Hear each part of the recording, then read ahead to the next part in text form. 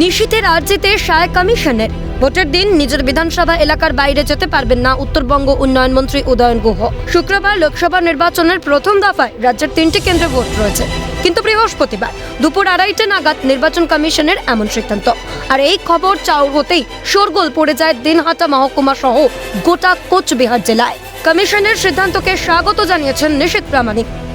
নির্বাচন কমিশন যদি এরকম নির্দেশ দিয়ে থাকে, সাধুবাদ জানাবো নির্বাচন কমিশনকে। যদি উনি ওনার নিজের ভোট দিয়ে শান্তিপূর্ণভাবে বাড়িতে থাকুন এবং সেখান থেকে ভোটারদের খোঁজখবর নিন, তাতে কোনো অসুবিধা নেই।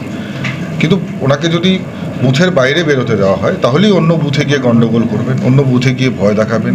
কারণ সবসময় ওনার হুমকি প্রদর্শন, পা ভেঙে দেওয়ার কথা ওনার মুখ থেকে শোনা গিয়েছে, রাজবংশীদের হাঁটু ভেঙে দেওয়ার কথা উদয়ন গুহর মুখ থেকে শোনা গিয়েছে। এমনকি দিনহাটার যারা ব্যবসায়ী তাদেরকে ওনার সাগরেদরা প্রকাশ্যে হুমকি দেওয়া, এই ধরনের ঘটনা আমরা দেখেছি। এদিকে এই সিদ্ধান্তের পর নির্বাচন কমিশনের উদ্দেশ্যে উদয়ন গুহর প্রশ্ন, তাকে আটকে রেখে ভোটের দিন অশান্তি না হওয়ার গ্যারান্টি দিতে পারবে কমিশন? আমাকে দিনহাটা বিধানসভা কেন্দ্রের মধ্যে বা আমাকে বুথের মধ্যে বা আমাকে গৃহবন্দী রেখে নির্বাচন শান্তিপূর্ণ হোক, আমার কোনো অসুবিধা নেই। কিন্তু তারপরেও যদি কোথাও অশান্তি হয়, তার দায়টা কে নেবে, এটা কিন্তু আমাদের জানার ইচ্ছে। প্রসঙ্গত বুধবারই উদয়নকে গুন্ডাদের পান্ডা, সন্ত্রাসবাদীদের সাহায্যকারী উল্লেখ করে মুখ্য নির্বাচনী আধিকারিককে একটি চিঠি দিয়েছিলেন কেন্দ্রীয় প্রতিমন্ত্রী নিশীথ প্রামাণিক। ঘটনাচক্রে নিশীথ কোচবিহার আসনে বিজেপির প্রার্থীও।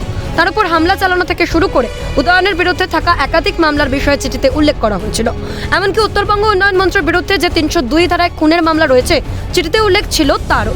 2021 বিধানসভা নির্বাচনের পরবর্তী সময় উদয়ন এলাকায় হিংসা ছড়িয়েছেন, এই অভিযোগও করা হয়েছিল চিঠিতে। বৃহস্পতিবার কার্যত সেই অভিযোগকেই মান্যতা দিল কমিশন। খালিদ জামালের রিপোর্ট, ক্যালকাটা নিউজ।